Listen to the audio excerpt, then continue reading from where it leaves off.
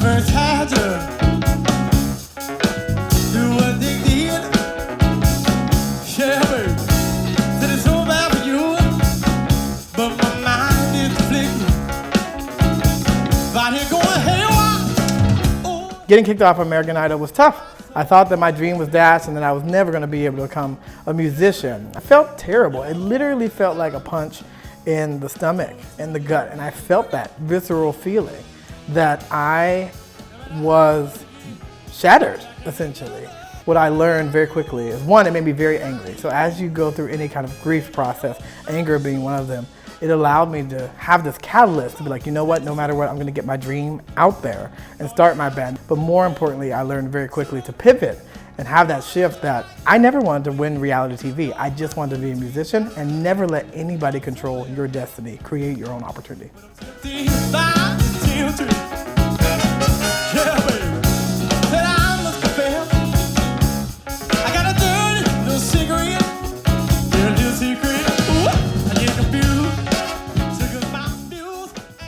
As a musician, as a creative person, you have to pursue your dreams even if other people don't see your vision. There's always going to be a dead end, a delay, a disappointment. Those are just the building blocks of what makes people successful.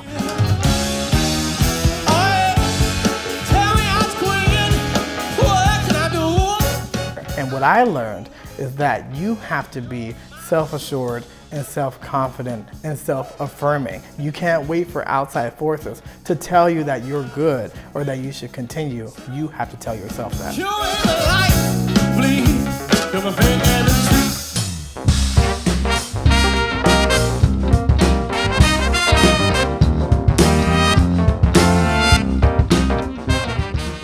Getting kicked off American Idol was actually a blessing in disguise, where I was able to ask myself, who am I as an artist, and start to develop my own blend based on my upbringing and personal experience, from gospel and my roots to other styles of music like funk and soul and R&B, and really start to learn about artists that I admired like James Brown, but then seeing how they influence people like Prince and Michael Jackson, who I grew up on in the 80s and beyond.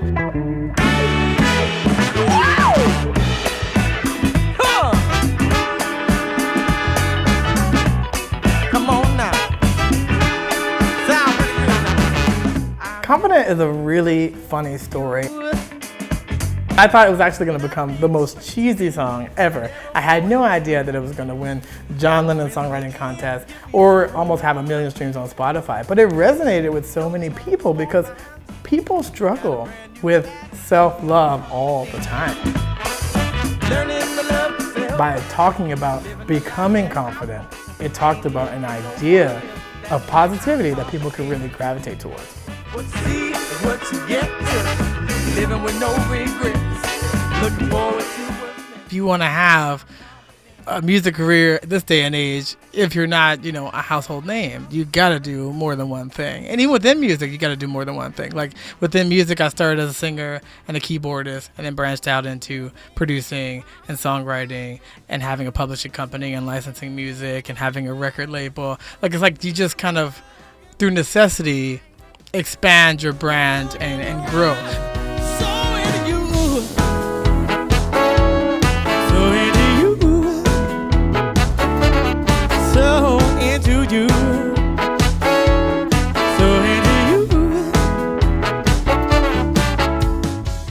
This was my pandemic project.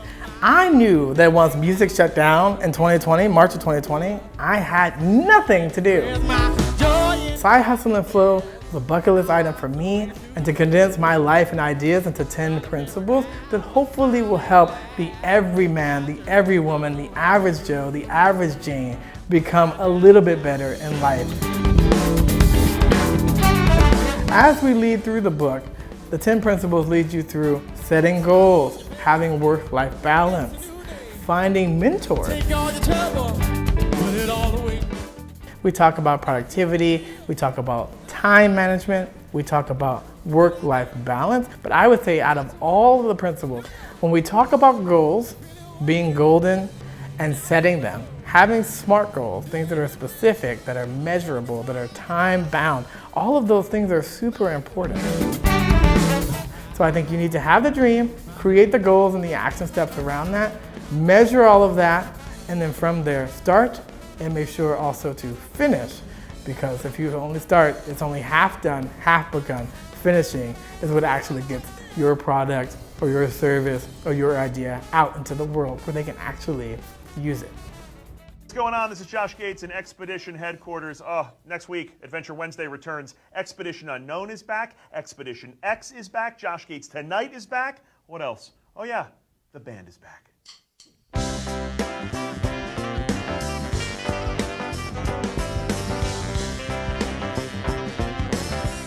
My hopes and aspirations is really to encourage people to be able to get out there and live their dreams, whether on a small scale or a large scale. And I want them to see it from someone like me, who's the everyman, who didn't really have anything amazing. I didn't come from money, I didn't come from prestige or anything like that. And I was able to carve out my own niche and my own version of success that I created specifically for myself. And I think everybody has that ability to be able to do that. Here we go. Yeah, keep it going, keep it going, keep it going, keep it going. Are you ready, 10X now to get some background singing going? All right, here we go. Say, you're gonna let me down, you're gonna let me down, you're gonna let me down, you're gonna let me down. In the back, yeah, you're gonna let me down, you're gonna let me down, you're gonna let me down. And that life never becomes easier, you can only become better. Attack it. Don't let life happen to you. You need to happen to life. You're gonna let me down. Take it up. You're gonna let me down. You're gonna let me down. You're gonna let me down. Y'all did good, y'all. Hey, if you're gonna let me down easy. Side Hustle and Flow is my life journey, showing you all the mistakes that I made on the road to success. And I think if you remember one thing from this book, is that having a dream that you put actionable goals behind and measure will allow you to eventually not only start, but finish the task at hand. Oh yeah!